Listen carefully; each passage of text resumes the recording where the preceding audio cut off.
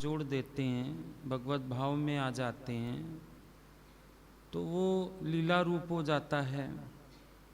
और जब उसको एक साधारण व्यक्ति से जोड़ दिया जाता है, मन में श्रद्धा का भाव नहीं होता, तो वो कर्म रूप हो जाता है। क्रिया वही है, लेकिन अंदर की भावना का फर्क हो जाता है। आज वही बात भगवान के श्रीमुख से निकलती है तो अमृत वचन कहलाता है। वही बात साधारण व्यक्ति को ही कहता है, चल चल ज़्यादा सलाह ना दे, उपदेश ना दे। हमारे भाव का फर्क है। भ्रम नहीं कह सकते इसको, ये जीवन का आधार है। ये भगवान के प्रति श्रद्धा उपजाने का माध्यम है, ईश्वर को समझने का माध्यम है, ईश्वर की कृपा का एहसास करने का माध्यम है। इसलिए इसको हम भ्रम नहीं कह सकते हैं। ये सच्चाइयाँ हैं सारी की सारी। लेकिन फ़र्क ये हो जाता है कि हम उस बात को किस रूप से देखते हैं, हम किस तरीके से समझते हैं। आज अगर आपके अंदर किसी के प्रति श्रद्धा है तो आप उसकी बात को एक पॉजिटिव एटीट्यूड से ही लोगे, और जब अंदर भाव नहीं है तो आप उस बात को नेगेटिव करके ही लोगे। अब जब तक माँ बाप जीवित होते हैं तो बच्चे उनकी बात की परवाह नहीं करते, और जब माँ बाप चले जाते हैं, अक्सर आप बच्चों को हर महफिल में सुनोगे कहते हुए, हमारे पिताजी तो ये सिखाते थे, हमारी माँ ने तो ज़िंदगी भर ऐसे किया। बाद में श्रद्धा आ गई। उस समय उनकी बात को सुनना बुरा लगता था, उस समय उनकी बात उपदेश लगती थी, और बाद में जब भाव बन गया, श्रद्धा आ गई, अब उन्हीं वचनों की वैल्यू होने लगी। तो भ्रम तो हम नहीं कह सकते।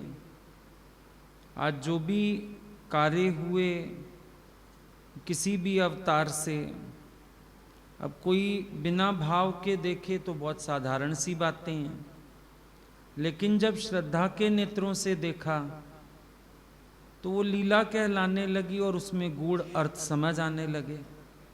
मनन ही नहीं करेगा ना कोई। आज अगर हम ये समझें भाई कृष्ण एक साधारण पुरुष हैं, तो हम उनके किसी भी लीला को मथने की कोशिश ही क्यों करेंगे।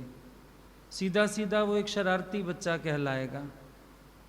भाई एक शरारती बच्चा था गांव का, सारी औरतों को दुखी कर रखा था, मटकियां फोड़ देता था, चोरियां करता था, मक्खन खाता था, सब कुछ साधारण हो गया। लेकिन जब कृष्ण में ईश्वर की आस्था टिकती है तो फिर हमारी विचारधारा बदल जाती है। फिर हम कहते हैं ये लीला भक्तों को आनंद देने के लिए हुई। अंतर हो गया। अब हमने अर्थ निकाल लिया, भगवान ने उनकी दूध दही की मटकियां क्यों फोड़ी? क्योंकि वो माया में जा रही थीं, शहर जा रही थीं, शहर जाती, दृश्य देखती, माया देखती, पैसा कमाती, फिर इच्छा करती।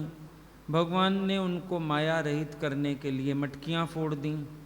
अब आज हमारे अर्थ ही बदल गए सारे।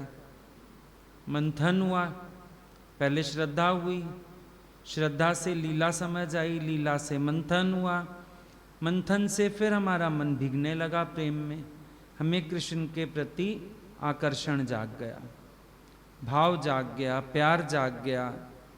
अब हम उनकी स्तुति करने लगे, अब हम शरणागत भाव में आ गए, अब हम उनमें समाने के लिए कोशिश करने लगे। तो अगर पहले भाव से ही भाव ना बनता तो हमारी मुक्ति की राह ही ना बनती। राह बन गई ना, साधन बन गया, एक महिमा को जानना हो गया। तो इसीलिए इन चीज़ों को लीला कहा गया, एक श्रद्धा की आंख से देखने को कहा गया। अब भाव ही सब कुछ बताते हैं, भाव ही सब कुछ करवाते हैं। अब भजन गाते हो, कभी कभी भगवान को भी भक्तों से काम पड़े। जाना था गंगा पार प्रभु के वट की नाव चढ़े। अब उसमें कितनी सारी बात बता दी गई, पर अगर ये एक साधारण बात होती तो कोई बड़ी बात नहीं है, हर कोई साधन करता है। आओ भाई, हमको जाने का है। अभी हो सकता है किसी दिन कोई सत्संगी आपसे भी लिफ्ट मांग ले, तो आप उसको लीला थोड़ी ना कहोगे। पर समझो अभी सत्संग के बाद हम कहते हैं हमें कहीं जाना है, या हम हक से आके आपकी गाड़ी में चढ़ के बैठ जाएं, हमें तो फलानी जगह लेके चलो आज। अब आप उसको लीला कहने लगोगे। आप ये नहीं कहोगे इन्होंने आज एक कर्म किया फला, आप कहोगे मेरे साथ तो बड़ी प्यारी लीला हुई। आप उसको कर्म कह ही नहीं पाओगे। कह पाओगे? आप खुद सोचो, जब आप सोचोगे, बखान करोगे, तो आपके मुंह पे शब्द ही बड़ा श्रेष्ठ आएगा। आज तो बड़ी प्यारी लीला हुई मेरे साथ, मेरा तो आज दिन ही सा भागा हो गया, कमाल हो गई, अपने आप आके मेरी गाड़ी में बैठ गए, आज तो मुझे बुला के हक से कहा मुझे फलानी जगह ले चलो। अब ना आपको विक्षेपता है उस कर्म में, ना आप उसको कर्म देख रहे हो, आपका अपना मन ही लीला कहने लगा उसको और प्रसन्न हो गया। ये केवट ने जो लीला कही राम जी की, तो ये नहीं कि राम ने ये कहा कि मैं लीला करता हूं। कभी भी अवतारी पुरुषों के अंदर ये भावना नहीं होती है कि वो सोच के कुछ ऐसा करें कि लोग मेरी लीला जानेंगे, लोग ऐसे करेंगे। वो अपनी तरफ से बहुत साधारण होके चलते हैं। लेकिन जिनकी श्रद्धा जुड़ी होती है, भाव जुड़ा होता है, उनके लिए अवतारी पुरुष का लौकिक कार्य भी अलौकिक हो जाता है, क्योंकि उसको उसी में से फिर कुछ प्राप्त हो जाता है। ज्ञानी अपनी तरफ से बहुत साधारण है, वो कोई कार्य ऐसा दिखावे के लिए भी नहीं करता, ना ही करता होके करता है। एक लहर होती है जो उठ जाती है अंदर से, कार्य हो जाता है, लेकिन अगले व्यक्ति की भावना क्योंकि जुड़ी हुई है, तो उसके लिए वो एक लीला का रूप ले लेता है और वो उसको प्रसन्नता देने लगता है।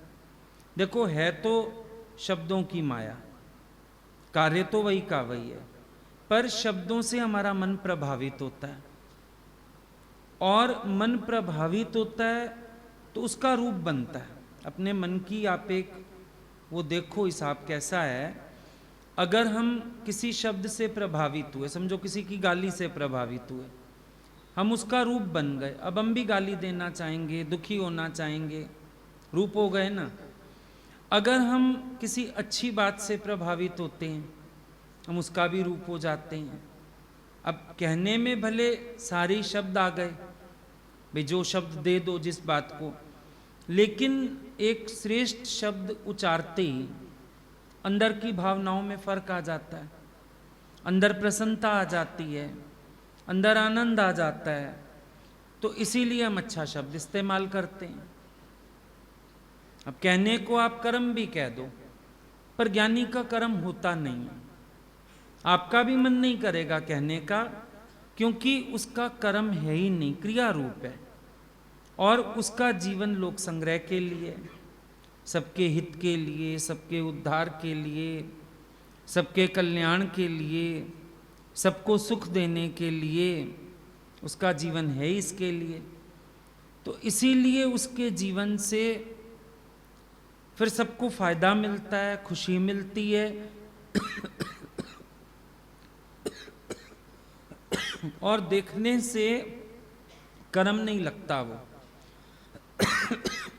ऐसा महसूस नहीं होता कि ये कर्म है।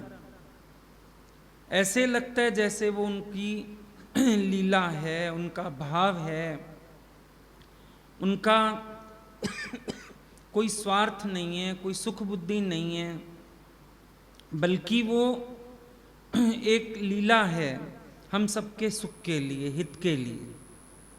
अब बातें कहीं कहीं आती हैं, छोटी भी हैं, साधारण भी हैं, लेकिन पता चलता है कि इतने साधारण रूप में भी इतनी गहरी बात कोई कैसे कर सकता है। ये भी समझ आता है जब श्रद्धा के नेत्र होते हैं, भाव होता है, तो हम सामने वाले को कैच करते हैं। बचपन की बातें, छोटी बातें सारे बच्चे करते हैं, कृष्ण की बातों में फर्क क्यों है? कहीं कोई गहराई समाई हुई है, कहीं कोई बात समाई हुई है पीछे। जैसे एक बात आती है कि एक दिन यशोदा माता बहुत तंग आ गई कृष्ण के उलानों से। भाई रोज़ ही उलाने आते हैं, रोज़ ही उलाने आते हैं, बड़ी परेशान हो गई। छड़ी लेके पीछे भाग पड़ी। भगवान भागते भागते भागते कुमार के यहाँ जा पहुँचे। उसको कहते हैं आज तो यशोदा माता मेरे पीछे पड़ी है, मुझे कहीं छिपा ले। वो खुश हो गया, उसकी श्रद्धा थी, कुछ भाव था कृष्ण के लिए अंदर से, जानता था उनको कि साधारण बालक नहीं है।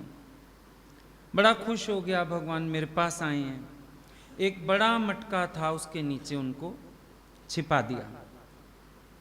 यशोदा आई पूछने के लिए, भाई कृष्ण को देखा तुमने? बोला नहीं मैंने तो नहीं देखा। वापिस चली गई। भगवान मटके के नीचे सारी बातें सुन रहे हैं। उसको आवाज देते हैं, भाई अगर मैया चली गई हो तो मुझे बाहर निकालो। कुमार कहने लगा ऐसे कैसे निकालूं? अरे भाई मुझे मुक्त करो। बोला पहले तुम मुझे 84 से मुक्त करो। सीधी सीधी बात है।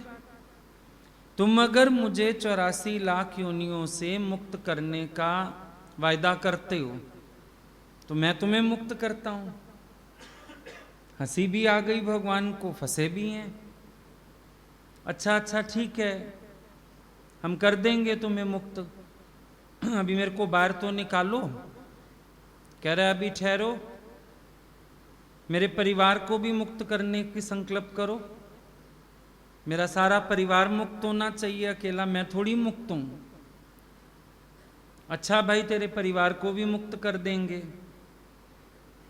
कहते जिस घड़े के नीचे तुम छिपे हो ना, इस घड़े की मिट्टी मेरी बैल की पीठ पे रख के लाया था मैं।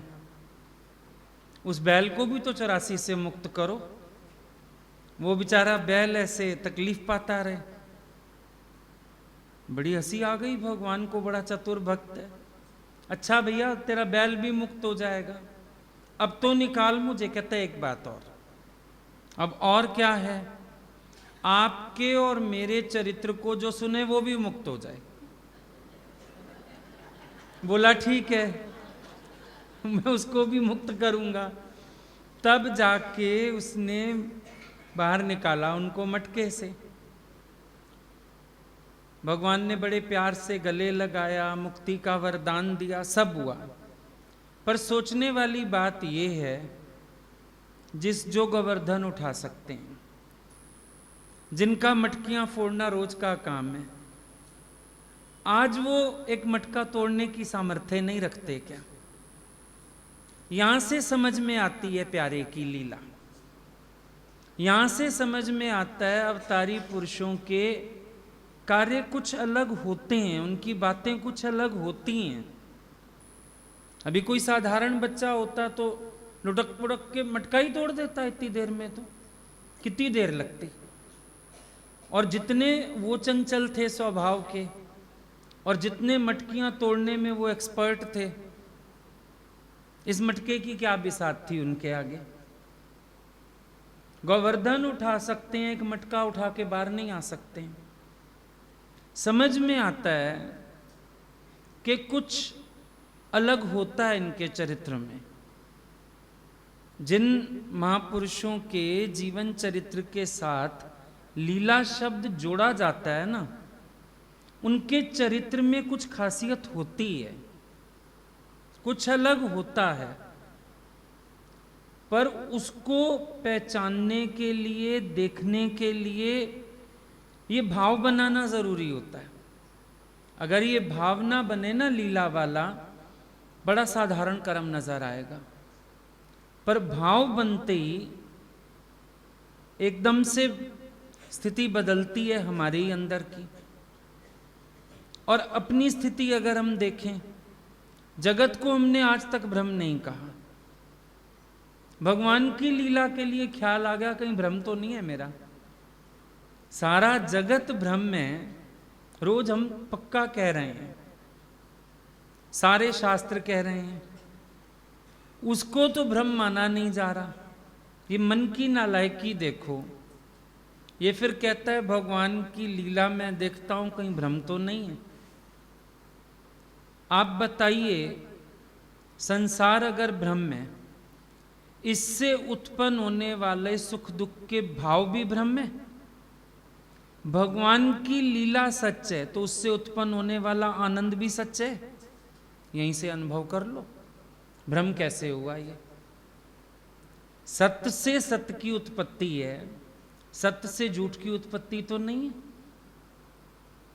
अगर भ्रम होता तो भ्रम से सुख दुख की उत्पत्ति है, आनंद की उत्पत्ति तो ना होती। लेकिन जब जब कोई लीला सुनते हैं, अभी सुनी लीला, अभी अभी कितनों के मन भीग गए बैठे बैठे, कितनी आंखें भीग गईं बैठे बैठे। अगर ये लीला सच ना हो तो फिर आनंद कैसे आ रहा है, खुश कैसे हो रहे हो, मौज में कैसे आ रहे हो, ये दिखता है। कल भी हम शाम को बैठे थे घर, बात कर रहे थे। मैंने कहा जब भगवान राम लौटे अयोध्या, रावण का नाश हो गया, सब काम हो गया, भगवान लौट के आए, मिले सबसे, कौशल्या माँ भी मिली।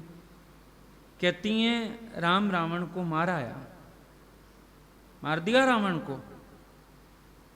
कहती हैं राम को मैंने नहीं मारा, राम को मैंने मारा। रावण को मैंने नहीं मारा, पर रावण को मैंने मारा। अब मैंने इकट्ठा कर दो तो कर्ता भाव बनता है, मैंने अलग कर दो तो कर्म के दोष से ही मुक्ति है। मैंने तो मारा नहीं, उसकी मैंने मारा उसको। दिखती है ना असाधारण बातें। साधारण होता कोई, हाँ मां तेरे आशीर्वाद से मारा है, मक्खन लगा लेता मां को भी साथ, और अपनी डील भी दिखा लेता। पर इतना बड़ा युद्ध जीतने के बाद भी वो कहते हैं मैंने नहीं मारा। अवतारों की भाषा सेम। यशोदा कानू बैठ रही है, अरे कृष्ण तूने मक्खन खाया, माटी खाई। क्या कहता है, मैंने ही माखन खायो। अपनी तरफ से सच बोल रहा है, मैंने ही माखन खायो। मैया सुनती है मैंने ही माखन खायो। छूट गया इल्जाम से, मैंने ही खाया और मैंने नहीं खाया। वो सही बोल रहा है, दोनों बातें ठीक है। महाकर्ता भी है, महाभोक्ता भी है, महाअकर्ता भी है, महाअभोक्ता भी है। ठीक, उसको दोष आ ही नहीं सकता। इशारे देते हैं महापुरुष, समझना हमको होता है। भगवान अक्सर जोश में आते थे, गुरुजी बोलते थे तुम इंतजार करो, कलयुग में वो कलिंगी अवतार होएगा, घोड़े पे आएगा। वो तो घोड़े पे चढ़ के आ भी गया, तुम्हें पता ही नहीं चला। इशारे तो देते, कैचम करें ना, समझे हम उनकी बात को तो पता चलता है, आनंद है। आज अपने बच्चे की बचपन की बातें याद करो, आनंद तो नहीं होता, सुख आता है, सुख के साथ दुख आ जाता है। बचपन में ऐसा था, आज देख, आज माँ बाप बदल गए हैं क्या? सुख और दुख आते हैं।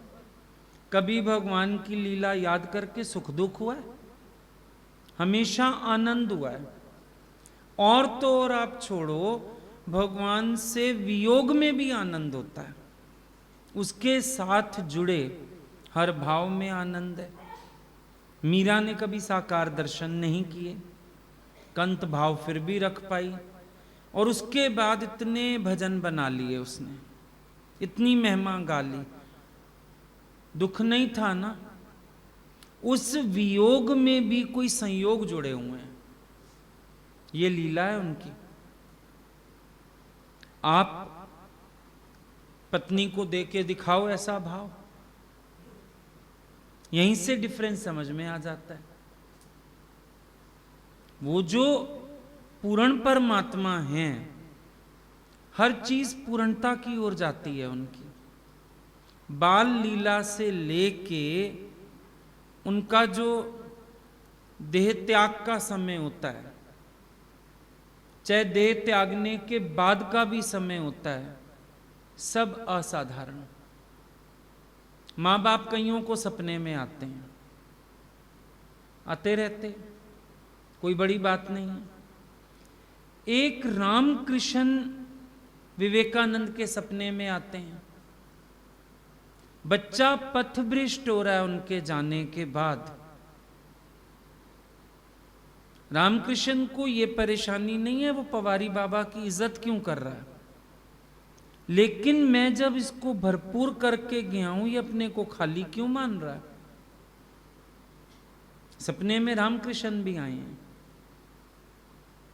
लेकिन आके क्या बातें करते हैं, उसकी पूर्णता का एहसास करवाते हैं। गुरु आज हमारे सपने में भी आते हैं, और किसी का सपना तो कभी आया नहीं, पर जब उनकी मौज आती है वो तो दर्शन देते हैं। लेकिन उसमें भी क्या देते हैं, कभी सेवा का मौका देते हैं, कभी ज्ञान की बातें करते हैं, कभी आशीषें देते हैं। उनकी लीला बचपन से लेके और अनंत तक असाधारण समझ आती है। आपके सपने में माँ बाप आ जाएंगे, बेटा मेरे नाम ये दान कर दे, बेटा तूने इस बार मेरे श्राद्ध ना किए, बेटा इस बार मंजी दान कर दे, धोती दान कर दे। या कहेंगे मैं ना तेरे घर में अब आ रहा हूं, जो तेरे बेटे को बेटा होने वाला है, मैं पोता बन के आ रहा हूं तेरा, हूं तेरा पिताजी। यही बातें करने आते हैं। अवतार कौन सी बात करते हैं। जब वो किसी के पास आते हैं, कौन सी बात करते हैं। कितने लोग अभी गुरु जी की बातें बताते हैं, भगवान सत्संग में ले चले, भगवान ने अपने पास बिठाया सत्संग में, आप सत्संग कर रहे थे, गुरु जी बोले चुपचाप बैठ जाते हैं, यहाँ पीछे सुनते हैं, मुझे भी मजा आता है। आप लोग तो ऐसी बातें बताते हो। आपसे कोई सांसारिक बात की उन्होंने? कभी उन्होंने आपको कहा बेटा लाख रुपया दान कर, गौ दान कर, पाठशाला बनवा, कुआं खुदवा? करी उन्होंने कोई बात? समझ में आता है जो संसार में लिप्त नहीं है वो संसार की बात करते भी नहीं। हो गई ना लीला। अब चाहे हम सपने में भी मिलें, वो भी हो गई उनकी लीला। लीलाधारी हैं, लीला करते हैं। आज आप अपने बच्चों को कितना प्यार करते होंगे, पर समझो आज आप सत्संग से उठो, हम आपको गले लगा लें, फीलिंग डिफरेंट होगी कि नहीं होगी? आपके पिताजी ने भी गले लगाया होगा, दादाजी ने भी लगाया होगा, आपने भी अपने बच्चों को लगाया होगा, लेकिन गुरु का एक स्पर्श, एक शब्द। अच्छा, अनेकों खाने खाए होंगे लोगों के साथ, एक दिन हमारे साथ कहीं चले, हमारे साथ बैठ के खाया, याद क्यों है? भूल जाओ साधारण कर्म था तो। आप कहोगे गोल्डन डे था मेरा वो, अंदर से भाव आ रहा है। लीला बोली नहीं जाती, लीला का भाव अंदर से आ जाता है, अपने आप आ जाता है। हम कई बार सोचते थे, जैसे हम गुरु के पास जाते थे तो कई कार्य होते थे, क्योंकि हम छोटे थे तो उनके बड़े ढंग होते थे प्यार करने के, पकड़ने के। नेचुरल है बच्चों को बच्चों के तरीके से ही पकड़ा जाएगा। वो बैठ के सारा दिन ज्ञान बोलते, हम भाग जाते। तो कभी कहते थे तू भजन सुना, कभी रिकॉर्ड करना है मुझे भजन तेरा, कभी भोजन साथ होता था, भगवान लगा के देते थे, कभी अपनी थाली से ट्रांसफर करते रहते थे सामान, कुछ कुछ कुछ कुछ करते रहते थे, हंसी मजाक, कभी चुटकुला सुना दिया, कभी कोई बात बता दी, बातों बातों में ज्ञान बताते थे। तो हम सोचा करते थे कि इनकी बात हम पे इतना प्रभाव क्यों डालती है, क्यों डालती है। या बचपन से भी मंदिर जाते थे तो जो छाप वो देवी माता की दिल में थी, वो पुजारी की मन में थी, वो घर में तो किसी की छाप नहीं पड़ती, मन में विचार चला करता था।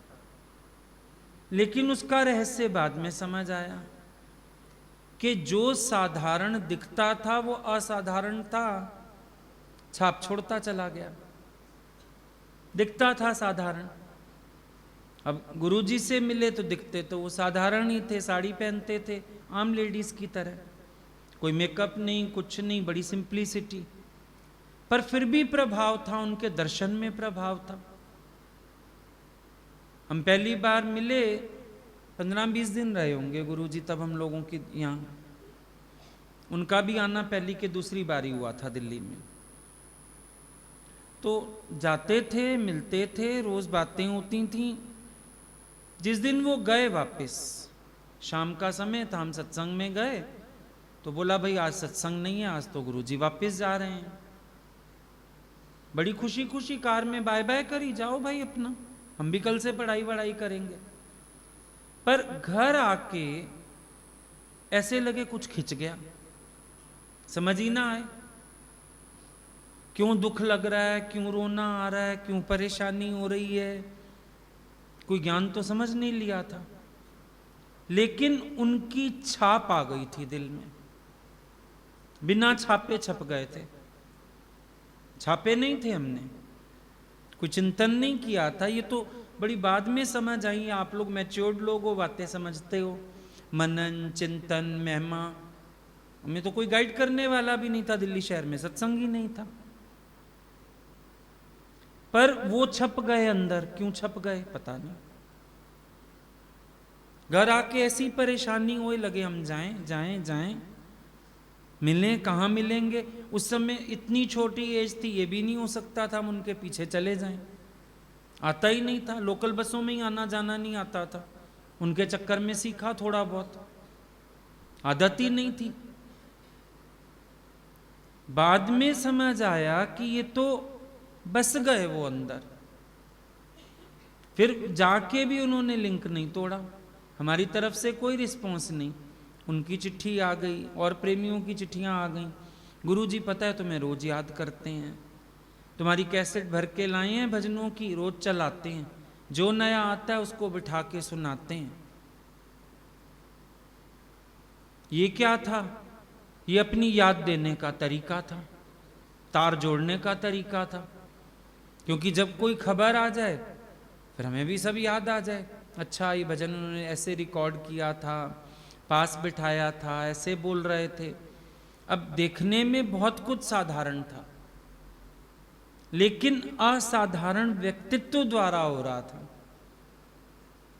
मक्खन तो सबके घर में ही रोज बनता है, लेकिन ये मक्खन शास्त्रों में भी मशहूर है, ये मक्खन प्रसाद का रूप भी हो गया है। और कभी मक्खन कहीं खा लो, भगवान याद तो आ ही जाते हैं। करोड़ों खरबों की दुनिया मक्खन खा रही है, कृष्ण जी के मक्खन खाने में क्या हो गया ऐसा?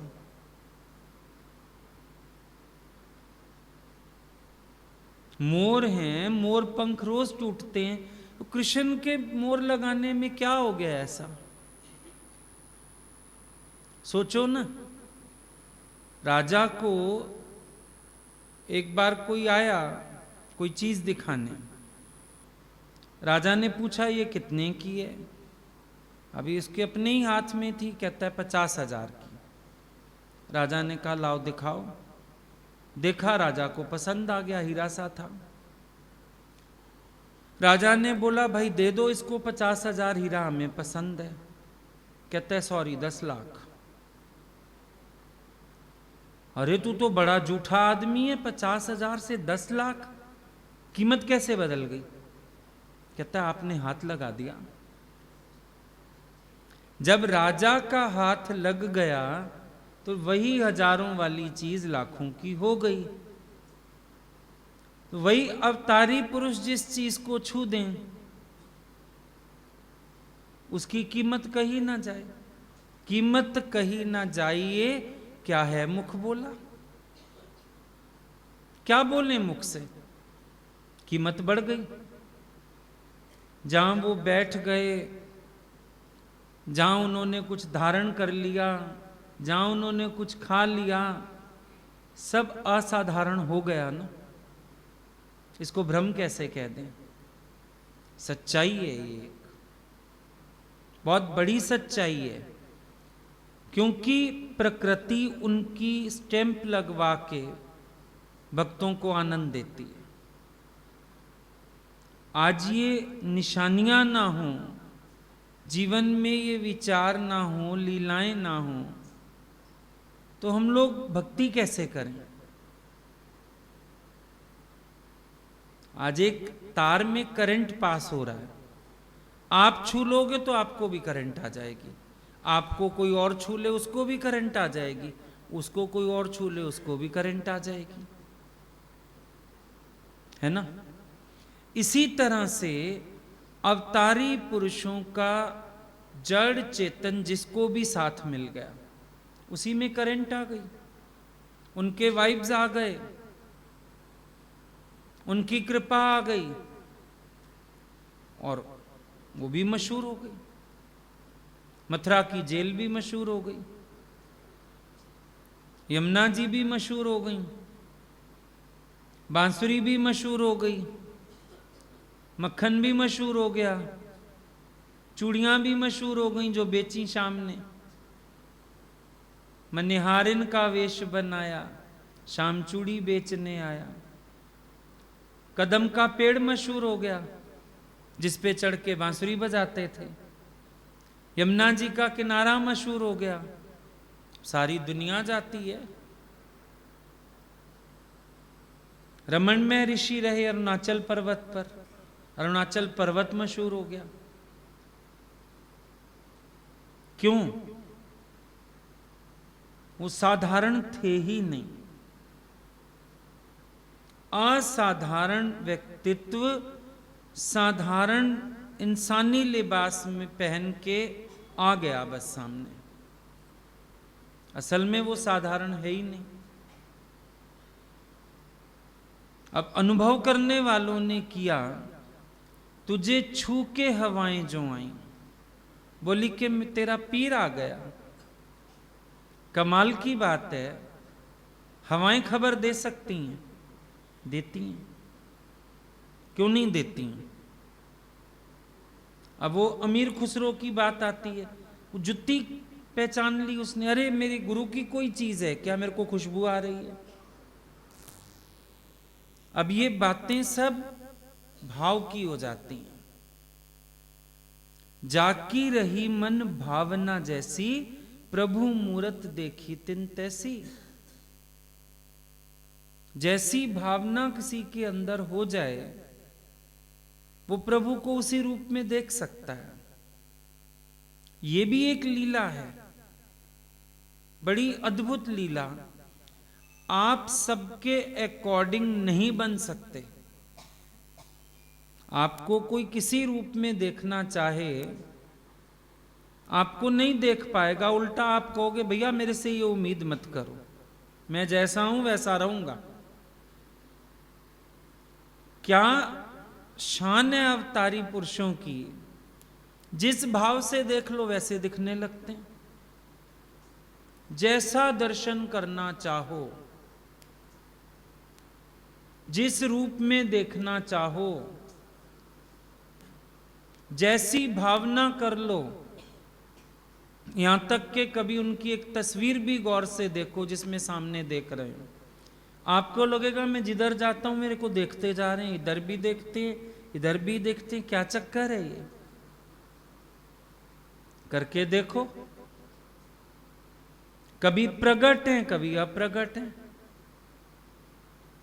आप फोटो खिंचवाओगे आएगी आएगी। महापुरुषों के साथ ये हादसे अक्सर होते हैं, जहां उनकी मौज नहीं है 4 कैमरे लगा लो, वही नहीं आएंगे बाकी सारे आ जाएंगे।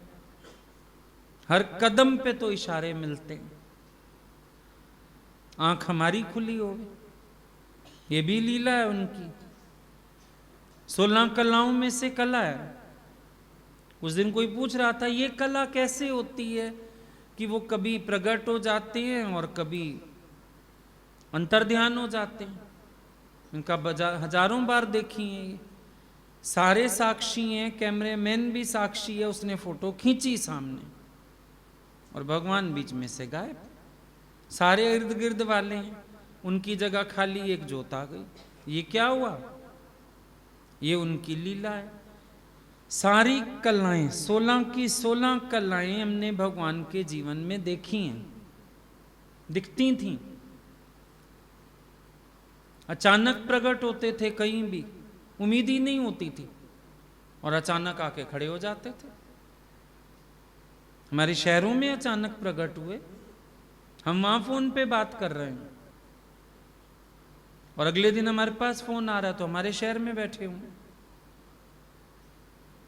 भगवान आप अचानक प्रकट हो गए, भगवान भी कहते हो, अचानक प्रकट हो गए भी कहते हो, समझ गए? ये तो भ्रम नहीं है, लीलाएं प्रत्यक्ष रही हैं। ये भ्रम तो हम कह ही नहीं सकते, बहुत प्रत्यक्ष रही हैं। और उन लीलाओं ने आनंद भी दिया, जीवन भी बदला, प्रेरणाएं भी दी, परिवर्तन घटाए, हृदय में श्रद्धा उपाई है। जैसे कह लो बंजर भूमि होवे हृदय की, उसमें प्रेम के बीज डालें। बहुत सारी बातें अगर हम समझने की कोशिश करेंगे तो बहुत सी बातें। उल्टा रोज अपने अंदर एक भाव बनाएं, प्रेयर करें, भगवान पहचान लूं तुझे मैं, ऐसी नजर तू दे दे, पहचान लूं। क्योंकि मन पे जब माया का आवरण आ जाता है फिर एक धोखा हो जाता है, फिर हम उनको साधारण करके जानने लगते हैं, फिर अपने जैसा देखने लगते हैं, फिर ऐसे लगता है जैसे साधारण सी तो बात है, साधारण नहीं है ना। हाँ ये जरूर है, वो खुद नहीं कहेंगे आपको कि ये असाधारण बात है, आपको असाधारण तत्व देखना है। वो तो छिपा के ही चलते हैं अपने को, यानी कभी अपने को प्रकट करके नहीं चलता है, छिपा के ही चलता है, अपने आप को गुम करके ही चलता है, कहता नहीं है किसी को, पर वो अपने आप को गुम कर देता है, छिपा देता है। चल मैं ऐसे छिपा रहा हूं जैसे निराकार तू छिपा है। राम जी ने अपने जीवन में कोई ऐसी लीला नहीं दिखाई, कृष्ण ने फिर भी दिखाई, पर हनुमान पहचानते हैं, भरत पहचानते हैं, लक्ष्मण पहचानते हैं, उन्होंने पहचान लिया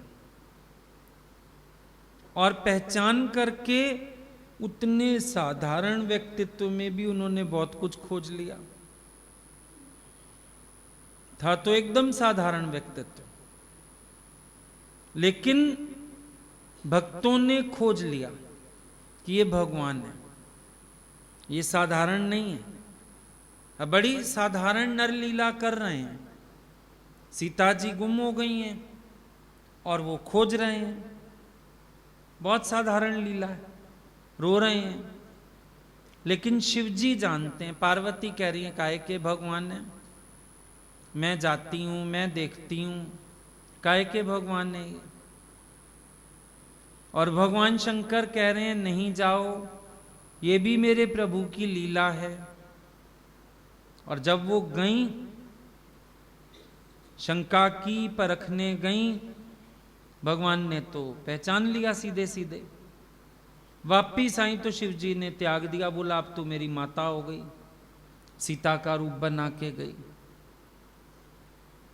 यहां से ये भी समझ में आता है लीला में शंका नहीं होनी चाहिए, परखने का भाव नहीं होना चाहिए।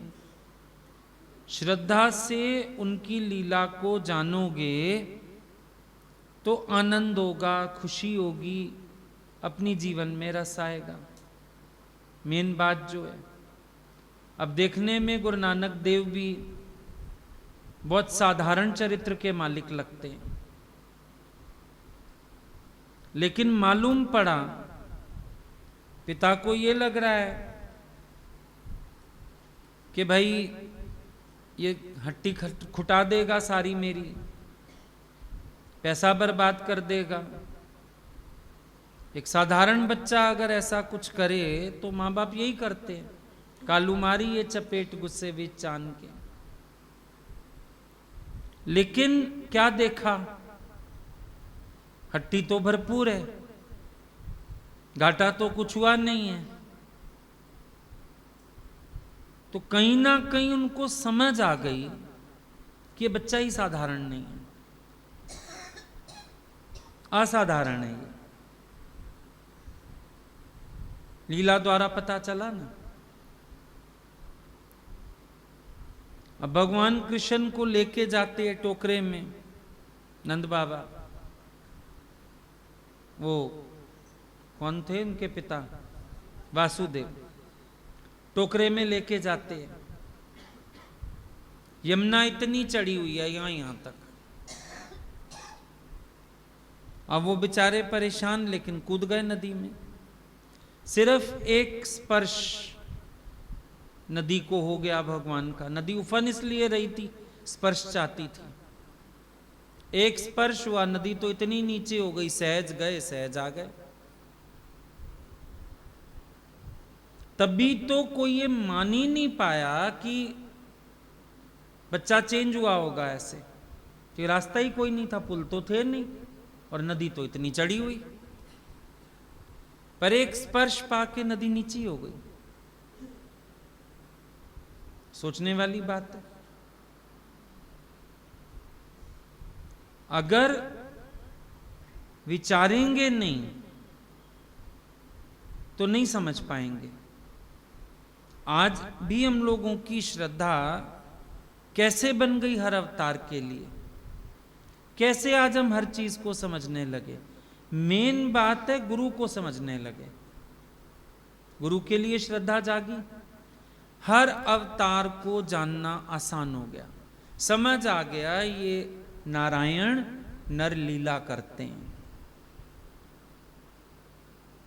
लिया है वेश नारी का पर स्वयं भगवान आए हैं। ये नारायण समय समय पर नर लीला करते रहते हैं। कुछ भी तो साधारण नहीं है, उनकी हंसी साधारण नहीं, उनकी बातें साधारण नहीं, उनका कोई कर्म साधारण नहीं। कुछ भी देख लो, हर चाल उनकी दुनिया से निराली है। कंपेयर करके देख लो, हम होते तो क्या करते और ये क्या कर रहे हैं। हर चाल न्यारी है ना, दुनिया से बिल्कुल निराली है चाल उनकी। ना कोई समझ पाए, ना कोई देख पाए, पर जिनको वो आंख दे देते हैं वो पहचान लेते हैं। जिनको नजर मिल जाती है वो जान लेते हैं वो कौन है, और जान लेते हैं तो फिर वो अपना कल्याण भी कर लेते हैं।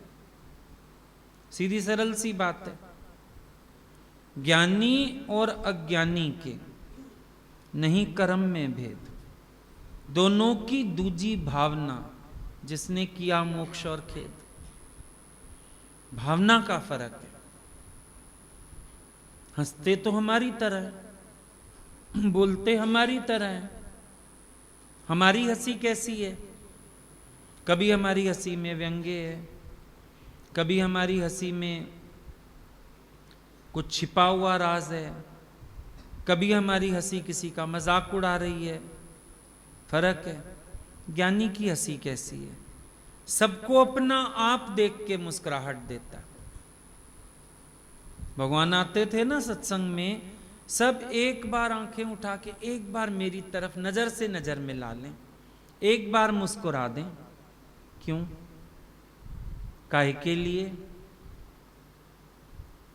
है तो कर्म सेम, पर उनकी भावना इतनी फर्क है। तार तो तार है, पर एक प्लग से जुड़ी हुई है, करंट मार देगी। वो जो उनके अंदर की श्रेष्ठ भावनाएं हैं ना, साधारण से साधारण कर्म को असाधारण बना दे रही हैं। दुनिया में कोई लगातार देखे तो गुस्सा आता है, गुरु लगातार देखे प्यार आता है। फर्क कहां पर है? क्योंकि उनकी दृष्टि अमृत वर्षी, अमृत बरसता है उनकी नजर से भी। दुनिया में कोई ऐसे आपको प्यार करे, ऐसे हाथ लगाए तो बोलोगे मैं छोटा बच्चा हूं क्या, कैसे कर रहे हो? और गुरु जरा सा ऐसे स्पर्श कर दे, हाय आज तो मेरे को बच्चों की तरह प्यार किया, मेरे को खुद को तब से ही लग रहा है मैं बच्चा हो गया जैसे। क्या है ये? जहां उम्मीद होती है कि वो प्रहार करेंगे, वो इतने प्यार से, इतनी करुणा से समझा देते हैं बात, अंदर से खुद बदलने का मन करने लगता है। दुनियावी कोई व्यक्ति हो सीधा तीर पे तीर मारेगा, गुरु तीर नहीं मारता।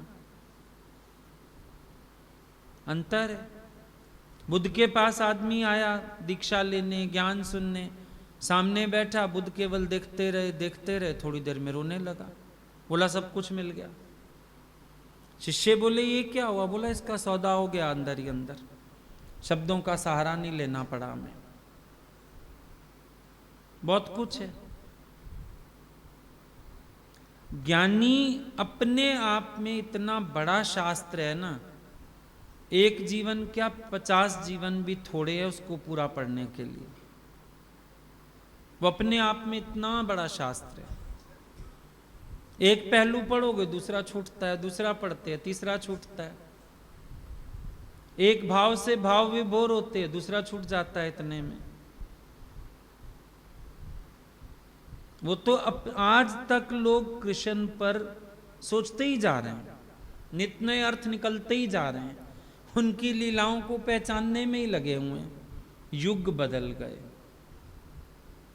कमाल की बात है ना, युग बदल गए, लेकिन आज भी कृष्ण पूरे नहीं जाने जा सके,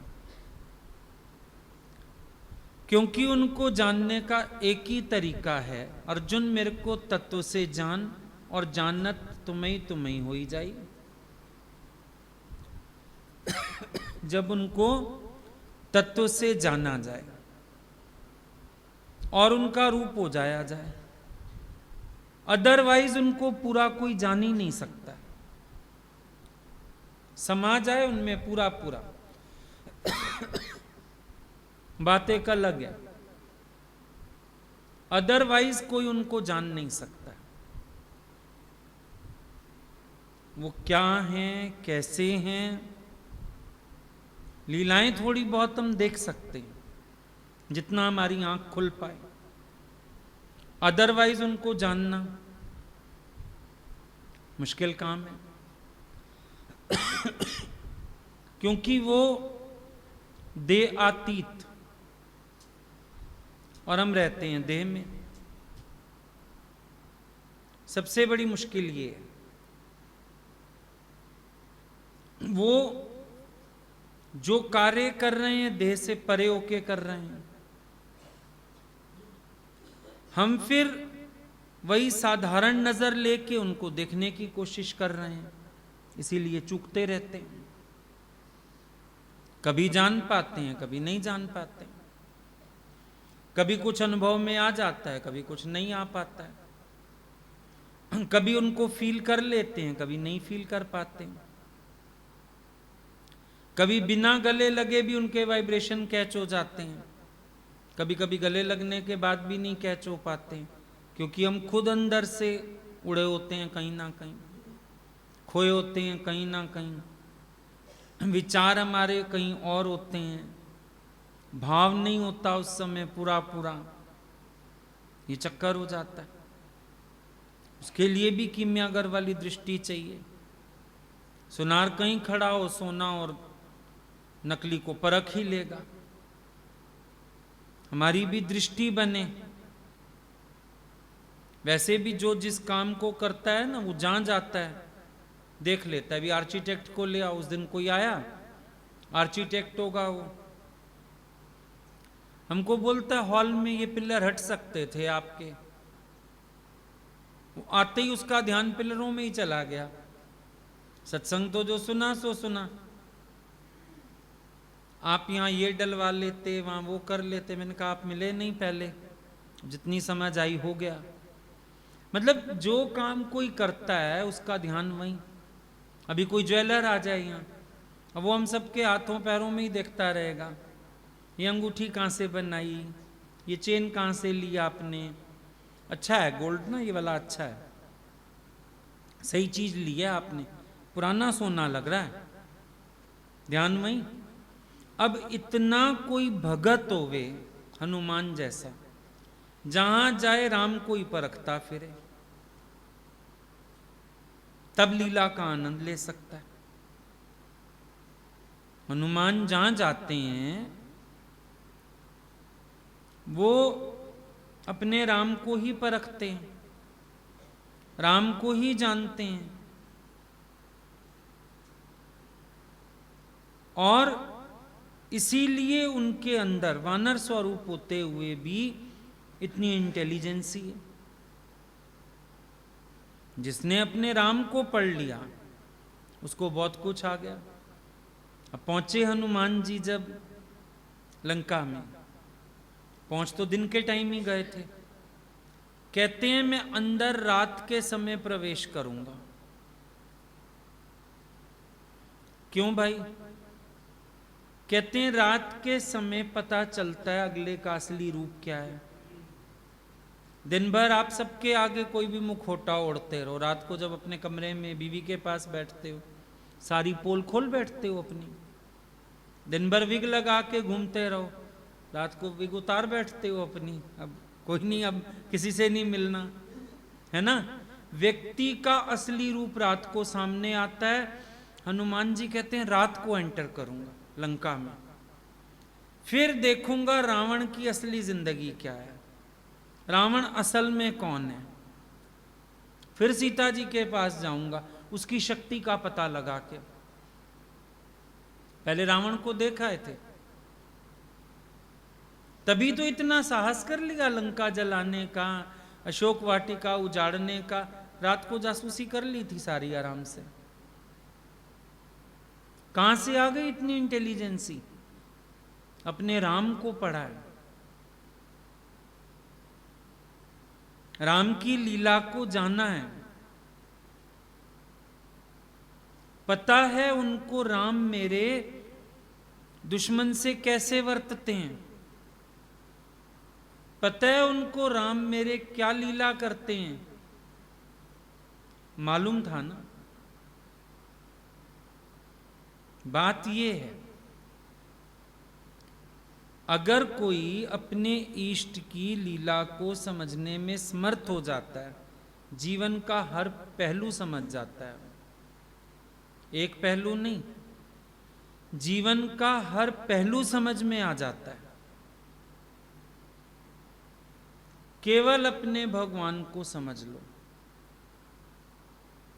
उनकी लीला को जान लो, क्योंकि ज्यों के लेके पात में, पात पात में पात, त्यों संतन की बात में बात, बात में बात। बहुत कुछ सिखाते हैं, बहुत कुछ समझाते हैं, बहुत प्रेरणा होती है, अगर हम उनको समझ पाए।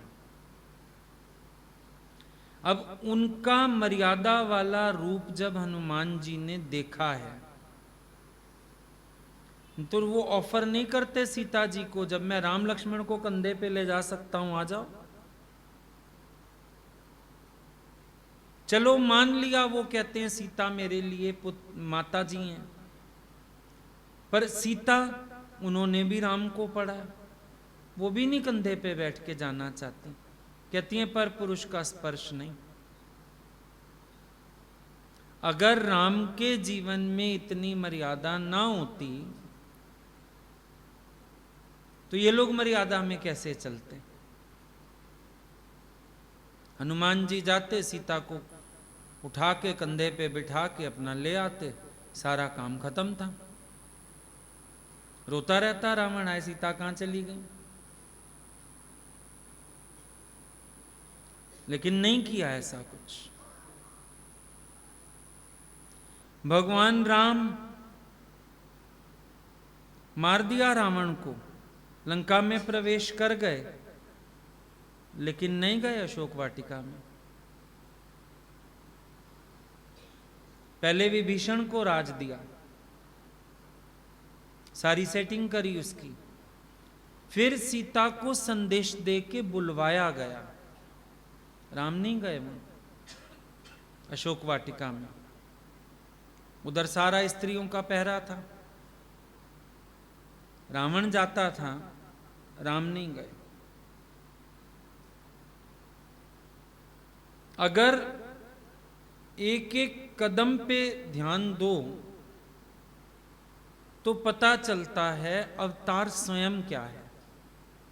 एक्चुअली उनकी लीला, उनकी महिमा, उनको समझ पाने के लिए, उनके आदर्श का, उनके आचरण का, उनके चरित्र का मनन मंथन इसलिए है कि हम समझ पाए अवतार भीतर से खुद क्या है, वो स्वयं क्या है, उनका अंदर का मेंटल स्टेटस क्या है, उनकी सोच कहाँ जाती है, उनके विचार कहाँ जाते हैं। ये सब ऐसे इंसान को पकड़ नहीं आता ना। लेकिन जब हम उनके चरित्र का मनन मंथन करते हैं तब ये सब चीजें हमारे अनुभव में आने लगती हैं। लीला को जानना तो इसलिए जरूरी है, और फिर उनकी लीला चित्त को आकर्षण देने वाली है। उनकी लीला के कारण ही उनमें आकर्षण पैदा होता है।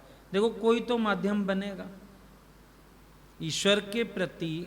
एक दुनिया में भी आप देखो, किसी साधारण व्यक्ति के प्रति भी आकर्षण जागता है ना, जब कोई उसके बारे में बताता है तो हम अट्रैक्ट हो जाते हैं। अच्छा, मिलवाओ ना कभी, इतने अच्छे हैं वो, ऐसे हैं वैसे, मिलवाओ कभी, मिलवाओ।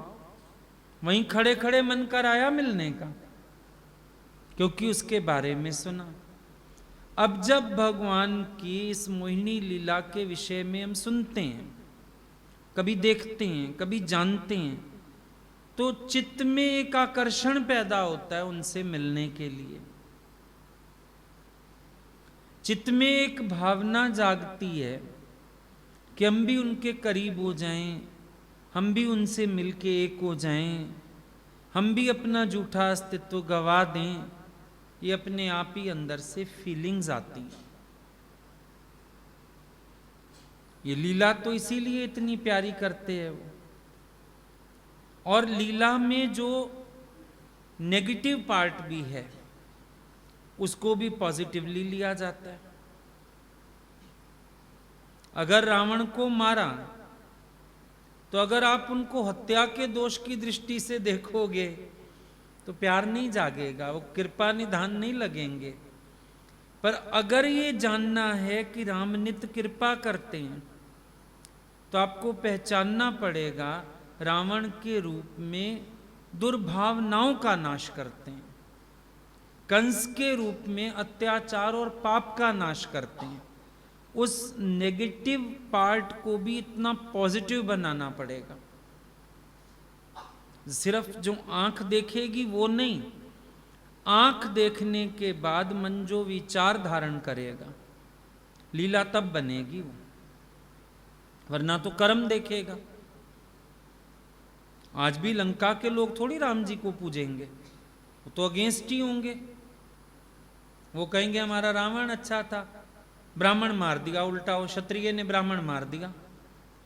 वो तो कहेंगे राम जी की जाति छोटी थी, उनको बड़ा दोष आ गया।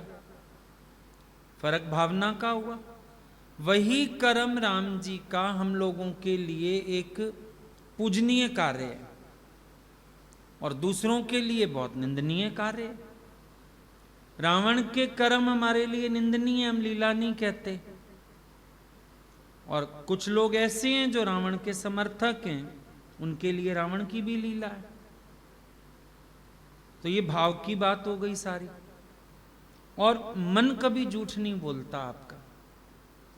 आपके अंदर किसी के लिए श्रद्धा आती है, भाव आता है, लीला का भाव जागता है, ये मन झूठ नहीं बोलता आपका। ये झूठ पे तो वैसे ही नहीं टिकता, ये सच पे ही टिकता है, क्योंकि सत्य का अंश है ये। इसीलिए देखो, दुनियावी कुछ भी पाके, कितने बड़े व्यक्ति से भी मिलके आपका मन फिर हट जाता है। इतने साल हो गए गुरु से, मन हटता ही नहीं, दिन दिन प्यार बढ़ता जा रहा है। इसका मतलब साफ है, लीला भ्रम नहीं है, बड़ी सच्चाई है एक। और जो अपने साथ घटी होती हैं, आप उनको भ्रम कह सकते हो। अचानक आपके दरवाजे आ गए, अचानक आपसे मिले, अचानक आपको प्यार किया, भ्रम कह सकते हो आप। ये कह सकते हो सपने जैसा लगा सब। लेकिन अगर कोई कह दे अरे भ्रम मैं तुम्हारा, वो तो दुनिया में कोई भी सीढ़ी चढ़ जाए तुम्हारी, आप बोलोगे चुप रहो, तुम्हें समझ नहीं आएगी। नहीं कह सकते ना भ्रम। ये सच है, ईश्वर सच है, उसकी लीलाएं भी सच हैं, उसका आनंद भी सच है, उसका प्यार भी सच है।